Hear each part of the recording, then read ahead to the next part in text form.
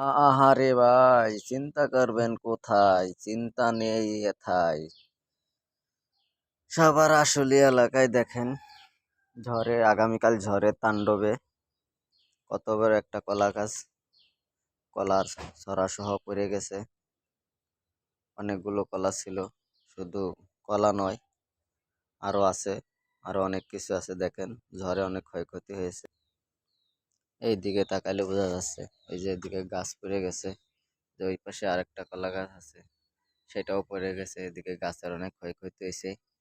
বাসার ভিতরে অনেক ধরনের গাছের ডালপালা ভেঙে অবস্থা খারাপ। তো সাভার আশুলিয়া এলাকা এবারে ঝড় বৃষ্টিতে অনেক ক্ষয়ক্ষতি হয়েছে। ক্ষয়ক্ষতির চিহ্ন তো দেখাই যাচ্ছে, আপনারা দেখেন।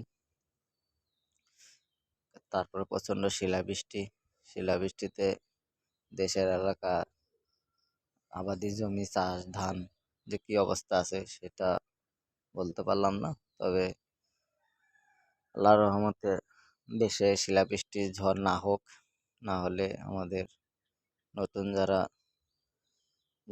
ধান চাষাবাদ আছে সেগুলো বাড়িতে ফিরে আসুক। সবাই এই দোয়া প্রার্থনা করবেন।